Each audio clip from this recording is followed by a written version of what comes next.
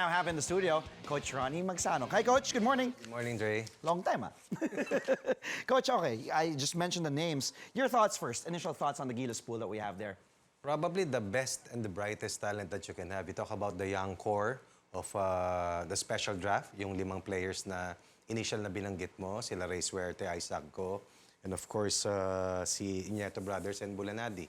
And then you go to the 8 standouts from the amateur ranks, sila Kobe, Deliano Brothers, and then the 11 players from the PBA pool who have veteran experience either in the World Cup, in the FIBA Asia Cup of 2017, or other international competitions. So mixed to eh. There's already the transition of the young core coming in. At the same time, the mentors, the veteran players are still there. Have experience. Especially Mark Pingris. So hindi lang yung basta naglagay ng isang pool, kundi may direction, may plano to, of course, win the FIBA Asia Cup dahil 5-time FIBA Asia Cup champions ang Pilipinas. Coach, our opponents in the first window are 2 teams that we just beat during nung SEA Games, Southeast Asian Games, yung Thailand, pati yung Indonesia. Alam naman natin, sa region, kayang-kaya natin yung dalawang koponan na ito. Do you expect the same result dito sa ating FIBA Asia Cup qualifiers? And how do you think these teams now, I'm sure paghahandaan din nila ito ng maigi, will actually stack up with this new pool nga that we have, that we might field in this team? Well, I believe that we have the advantage. Pag tinignan mo yung group natin, tayo ang highest rank dito sa grupong ito. We're 31st, South Korea is number 32, I believe. Indonesia is 85th, Thailand is somewhere 100 plus. So, if you take a look at the rankings and the previous matchups, lamang tayo dito sa unang window. Pero tandaan natin na ang windows qualifiers pa lang ay 3. February 20, and 23, first window yan. And then we play in November, and then we play on February of 2021. So, the intention is, no, bago natin sabihin yung kung lamang tayo rito o yamado tayo dito, is to finish in the top 2. Because if you finish in the top 2 of your group, automatic. Qualified ka na doon sa mismong tournament. If you're in the 3rd spot, you still have to play a 1-round robin doon sa mga 3rd placers of the other 5 groups. Isa lang ang ma-out actually rito eh. So yung chance to make it outright, mataas. Maganda-ganda. Maganda-ganda. Coach, Mark Dickel, active consultant of TNT. He is the interim coach. You think siyang dito, he's the right man for this pool that we have right here? Right man for the job? Massive international experience. He also had a chance to take a look at the local talent in the last 2 years. So he was tasked, he was assigned. So I think he'll take care of business. Ganun kasimple dahil time is of essence because sabi mo nga kanina, ilang araw lang maglalaro na. Today is already the 4th, I believe. So, ilang araw na lang, barely 2 weeks. So, you put in the right leader and then harness kung sino yung ilalagay mo sa unang window. Sa 24-man pool, pwede ka namang magpalit every window eh. Kaya kung titignan mo yung ibang countries, marami rin. So, you take a look at the matchups and then you also check kung sino yung nasa magandang kondisyon dahil iba galing sa mahabang bakasyon.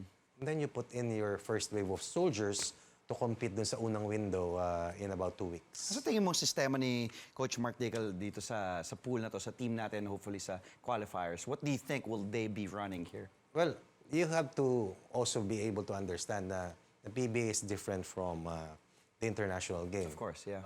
But as I pointed out earlier, season na to. Hindi lang ito, Coach. He's an Olympian. He played for 2 Olympics, at least 2 Summer Olympics. So, yung kakayahan nandun. Pero yung type of game on this level, on the Asian level, iba.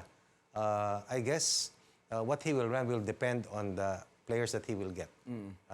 But the system, I think, is already there. So, of course, it will be guard-oriented, but the bigs, I think, will have a lot to do about our success, floor spacers. Yan lang yung naaalala ko talaga kay Coach Mark. He likes bigs who can shoot from the outside. He likes good ball screen players. And he likes wing shooters as well, like Roger Pogoy. But you have to be a consistent threat with the type of offense that he runs because he tries to open up the floor really. And just hit you from the outside. Yung 3-point shot is a large part of his offensive system. as we see that he runs that in the PBA. Meantime, some of the top college basketball players in the country have a chance to suit up with the big boys of Gilas Pilipinas in the upcoming FIBA Asia Cup qualifiers happening this month. The national men's basketball team will tip off training on Thursday, around 2 weeks before the qualifiers start. We still have here with us Sports Desk basketball analyst, one and only Coach Ronnie Magsanoc. Coach, okay, your thoughts first on the Gilas youth movement. Pinag-usapan natin kanina yung mix of veteran and the young. But how about, sabi mo nga, this is towards the direction, yung 2023. Ito na yung youth movement. Your thoughts on that, Coach? You go back to the time of Raiko Toroman. Diba? Yun, buong team, puro bata. Tapos in the end, kinailangan din ng PBA players doon sa competition because they felt that kailangan eh. Ito, nandun na sa pool pati yung PBA players. We talk about the chances of the younger players. For as long as you're there, you have a chance. Kaya ka nga nasa pool eh. Saka mahaba naman yung taon at mahaba yung maraming pinaghahandaan, hindi lang ito. The important thing is that they get the exposure, they get immersed into the type of game that should be played and must be played. So, kasi nag-iiba yan eh, from college to international level, to the pros. But eventually, yun din ang mga makakalaban mo ron eh. Kaya magkakakilala yan eh. So, dyan ka na, hindi mo naman sabihin tatanda, pero dyan ka na magmamature. Hanggang sa magretiro kayo ng kayo eh. Kayo magkakasama. Si nga, naglalaro pa, di ba? At 40 years old. At 40 years old. Laro sila 30, saka yung Deleanya brothers. Saka of course, si Malonzo is not in the pool. Coach, ito, about half of members of the training pool are either still yun, sabi mo nga college, or yung just graduated. Amateur standouts. Sila yung, kumbaga, the best of the best, cream of the crop ng mga young stars natin. Sino sa tingin mo yung actually yung nakikita mo? Sino-sino yung mga nakikita mong malakas ang tsansa na makakapasok sa lineup? Probably si 30. But anyone, and I mean anyone can make it. There are 11 when you talk about yung mga PBA players na nasa pool. 8 yung nabilang ko na amateur standouts and then 5 dun sa special draft. So kung titignan mo, syempre there always has to be a balance, no? And there has to be a plan. So after the first window, the next one is on November, diba? So but you have to win early kasi mahirap magabol sa dulo kahit na isa lang hindi papasok. Makapuhunan na. So si 30 kasi may experience na eh. Diba? Hindi lang siya 3-time champion sa UAP. Ito lang yung college player minsan na nasa national men's team niya. Actually, siya yung isa-isa nun, diba? So yung nakikita ko so far na pwedeng-pwede na hinog na dun sa mga nandun. Pero lahat yon, maski si Dwight Ramos na hindi pa natin nakita. Speaking of Dwight Ramos, what can he bring? Because there's a lot of kumbaga mystery surrounding Dwight Ramos. Of course, he's with Ateneo now. He's part of that program. But what can people expect of Dwight Ramos? What can he bring? This is a legit US NCAA player, no? And just to make it there, na naglalaro hindi siya nakaupo. Just to make it there, parang Stanley Pringle, na from Penn State na naglaro talaga nung dumating sa Pilipinas. Iba na, although si Stanley, bago dumating, naglaro na sa international competitions. So yun lang ang kaibahan, mas bata ito. Naglaro si Stanley sa PBA, medyo mature na siya. But he's very talented, extremely athletic. And that's the reason why he's there. No? Nakita na nila maglaro. At current yun. Hindi yun yung nakaraan. Kasalukuyan niya. Yung ngayon. It's quite good. Really good. What will it take for Gilas, Coach, to win their 2 games in the first window of the qualifiers? Ano yung kailangan natin? Sabi mo nga kanina, maganda na makapuhunan na tayo. Ano yung talagang kailangan i-secure na ng Gilas? I think we have done already extensive scouting, no? Previous to yung pag-umpisa, naka-ready ka na sa mga makakalaban. And then of course, in the next 2 weeks, pukpukan yan. Hindi natin alam kung twice a day.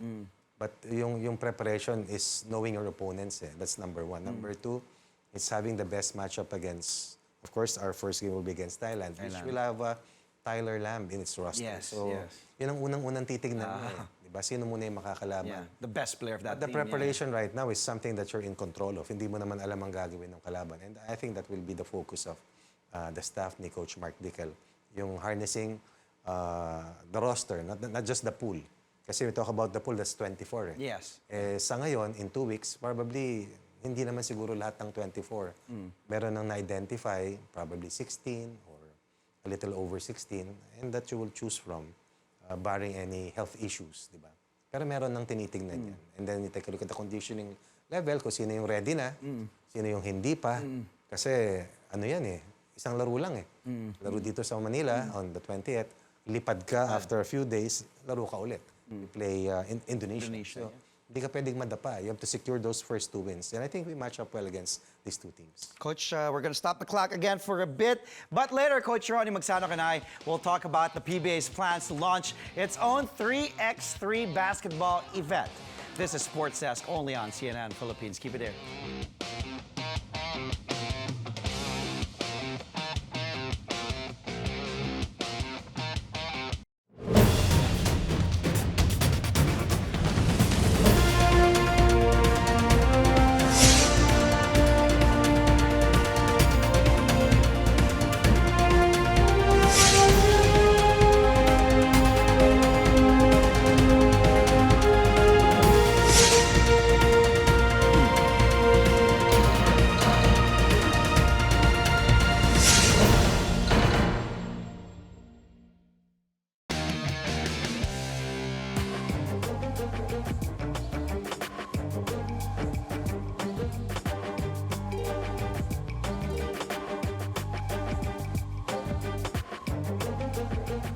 And we're back. Thank you for joining us. The PBA looking to launch its own 3x3 event to help the national team boost its bid to make it to the Olympics. The PBA website reports the event will tip off in March, but its details are still up in the air, pending the appointment of a tournament director. The PBA website also says the event will feature teams from all 12 PBA franchises as well as the possible participation of non-PBA parties. The league's plan is to open the 3x3 event to all players who are not in the active list of PBA teams. The Philippines already made it to the Tokyo 2020 Olympic qualifying tournament for 3x3 basketball. It will happen in India also in March.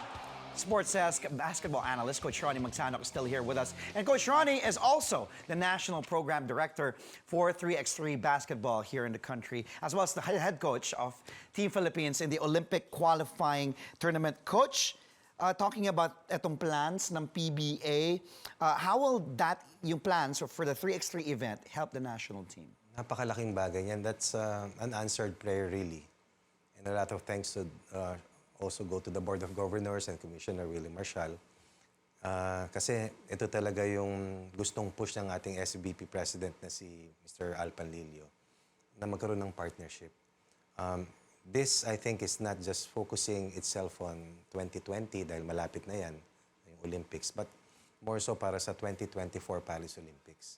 Eventually, if this is sustained, which I believe will be sustained, yung mga ating professional players will be a part of the pool because they will generate points that will enable them to enter the top 100 eventually and higher.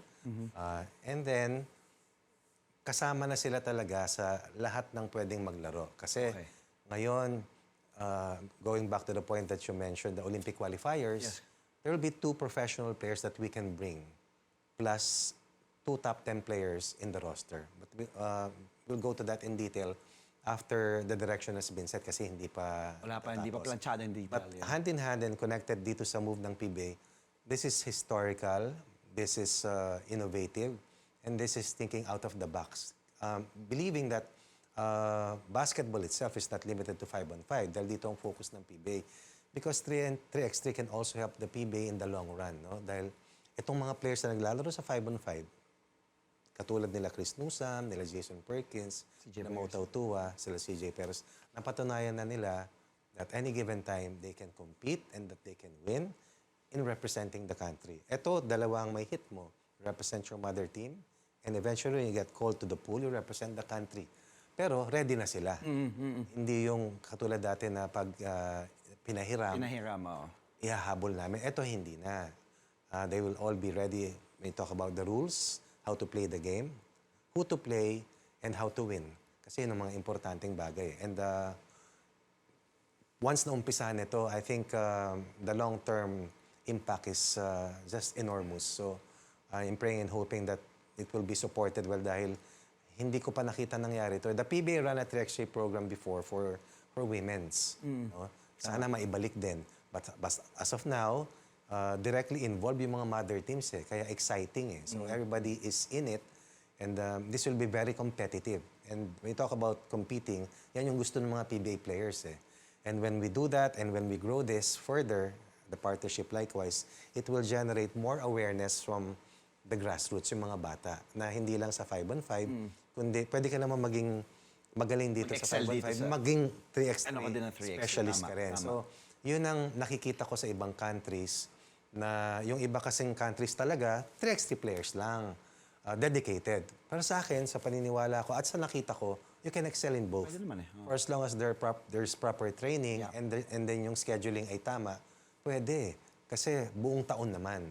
And this might help the country once again get another avenue or a ticket to get to the Olympics once again. Aside, of course, from yung ating Gilas 5-on-5 national team. Coaching initial plan is to open the PBA 3x3 to all players not in the active list of the PBA teams, regardless of age. Your thoughts on this?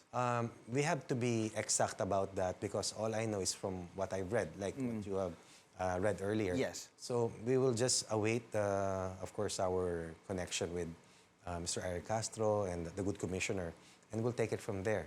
Once the tournament director is named, then we can make a better representation. But as of now, it's a go, and that is something that we can utilize as a starting point dahil dati initial talks eh. Ngayon, meron ng approval after nung Milan trip. So we are excited, we are looking forward, and we are always here to support dahil thankful kami sa side ng SBP dahil hindi pa nangyari ito.